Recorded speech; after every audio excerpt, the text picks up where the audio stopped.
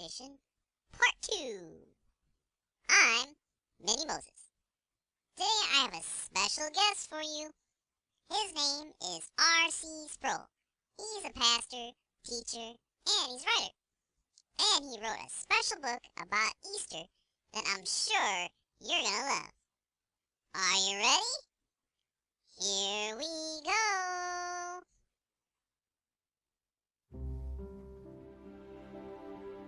One morning not so long ago, a little girl, Ella Ruth, had a bad tummy ache. The doctor had given her some medicine.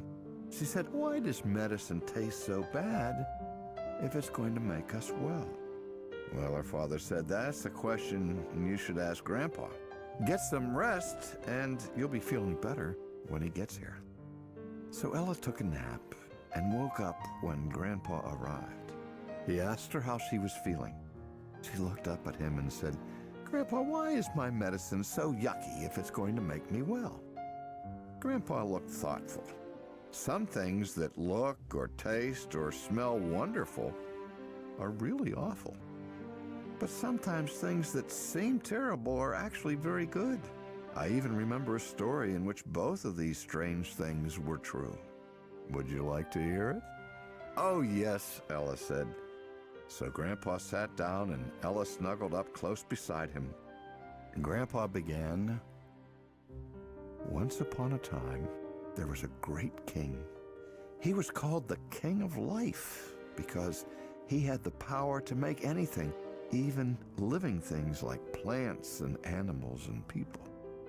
The king made a beautiful park filled with trees, streams, lakes, and meadows.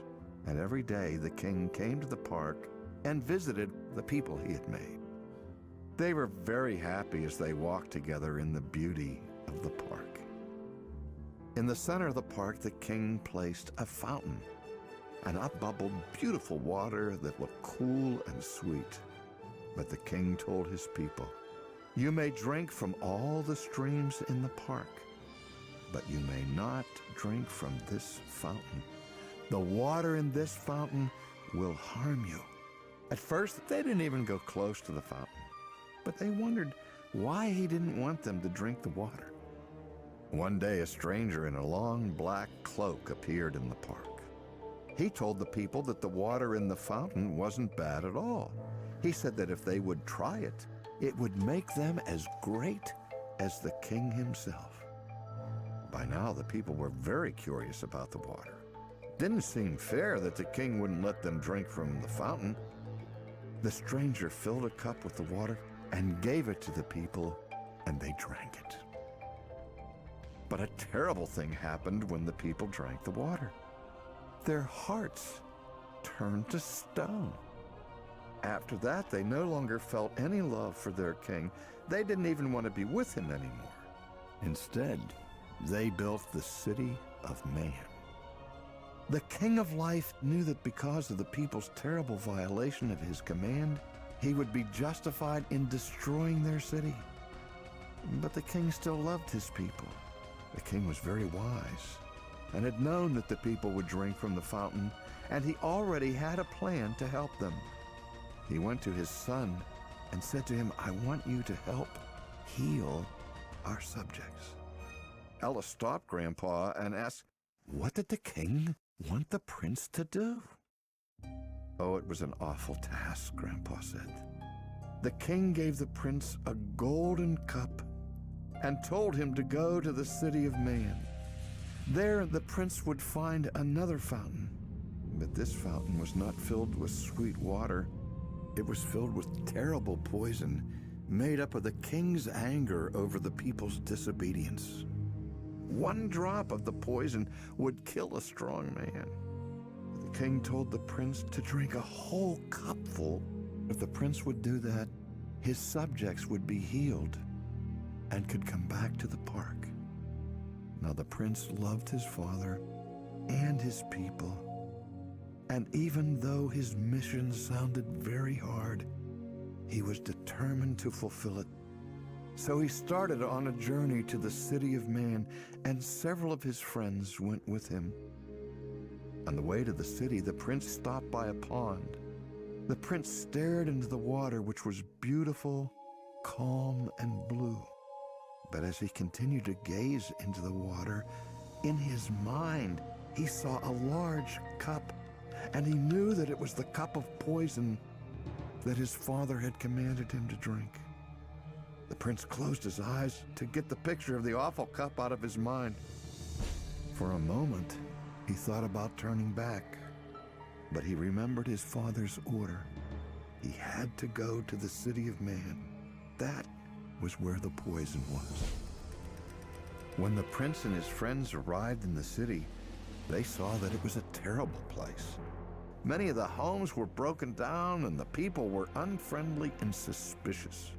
Somebody recognized the prince as the son of the King of Life. And because they no longer loved the king, the people began to treat the prince quite badly. They shouted curses at him, they spat at him, and they taunted him. Some even tossed stones at him as he passed. The prince trembled in fear and began to sweat. He loved his father, but he couldn't help wondering if there's some other way for the people to be healed. He thought about the golden cup he was carrying, and he said to himself, "I wish that I didn't have to drink from this cup." He remembered the words of his father, "You must drink the cup. It's the only way to heal our people." More than anything else, the prince wanted to please the king. So right then and there, he decided that he would not turn back, but he would drink the poison just as his father had asked. The prince's friends also became very frightened at the angry mob of people around them, so that one by one they all ran away. And soon the prince was left all alone in the midst of the angry people. But still he kept looking for the fountain that was full of poison. Finally he entered a great plaza, and in the center was the fountain. And standing by the fountain was the king's archenemy, the one who had convinced the people to drink from the fountain in the park. And without saying a word, he took out the golden cup his father had given him and held it out to the man. With a cruel smile, the man filled the prince's cup. The angry people of the city all gathered around. The prince looked down at the poison that filled his cup. It was dark, murky, and smelly. He knew it would kill him. But as he looked around at the faces of the angry people, he remembered that their stony hearts would be healed if he drank it. He put his lips to the edge of the cup. The poison tasted bitter, but he had promised his father he would drink it all. The poison burned his throat, but he continued to swallow it. He finished it all, right down to the last sip. When the poison was all gone, the prince bowed his head, closed his eyes, and he died. He fell to the pavement beside the fountain. The man in the dark cloak laughed with glee because he thought he had killed the king's son, and all the people gave a great shout of triumph. But just then someone else entered the plaza. This person wore a cloak that was so bright no one could look at it, and as he walked, the ground trembled. The man in the dark cloak stopped laughing. He tried to shield his eyes from the brightness of the newcomer's cloak, but it was impossible. He began to run away, and as he ran, he screamed, "The King of Life has come! Run for your lives!"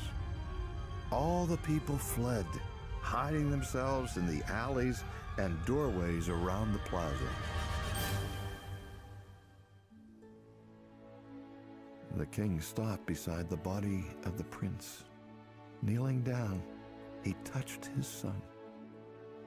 And when he touched him, the prince opened his eyes. The King of Life had brought the prince back from death.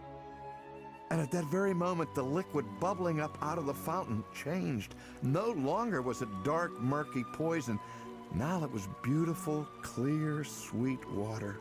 The water itself seemed to be alive. The prince stood up and found the golden cup. He held it under the falling water and filled it to the brim. Then he turned to the people and held the cup out to them. "If anyone thirsts," he said, "let him come to me and drink." He called out, and the blowing wind seemed to carry his words throughout the plaza and among the people watching from the shadows. At that point, an amazing thing began to happen. The hearts of the people began to change, growing soft and warm once more. Oh, some people's hearts remained hard and cold, but all around the plaza, the hearts of men and women were changed. They were transformed. Slowly, fearfully, those whose hearts were changed began to approach the fountain. The prince and the water he offered looked so glorious, they could not hold back. Finally, one little boy approached the prince and timidly took the cup. Then he took a small sip and swallowed the water. The rest of the people watched anxiously, but nothing terrible happened. The boy simply looked up at the king and the prince with love and gratitude. He had been taught to hate them, but now all of that hate was gone.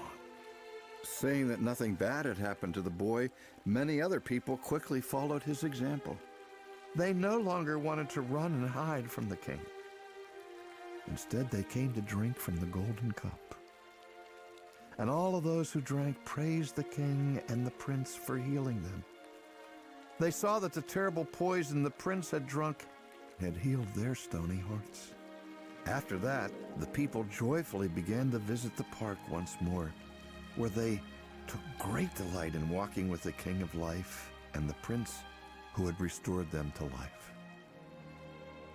At this point, Grandpa leaned over to Ella and said to her, "Ella, I want you to remember that we get sick because of sin. That's why the medicine that makes our bodies well usually looks and tastes bad. But the prince had to drink something far more terrible so that his people might be healed from the results of their disobedience.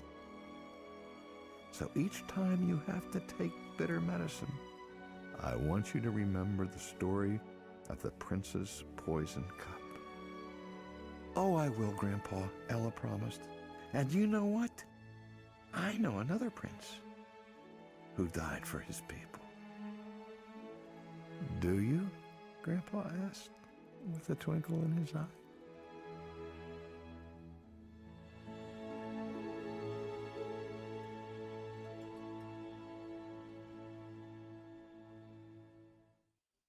Thanks, Dr. Sproul.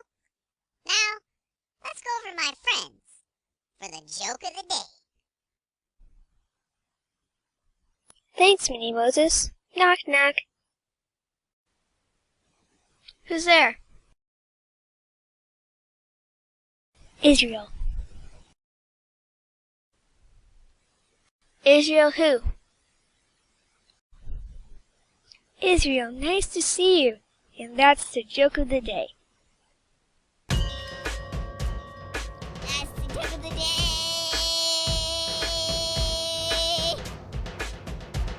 Minnie Moses. Thanks, guys. Join us next week for the series finale of the Minnie Moses Show. That's it for our show today. See you next time. Until we meet again. Shalom! Shalom, Habarim, Shalom.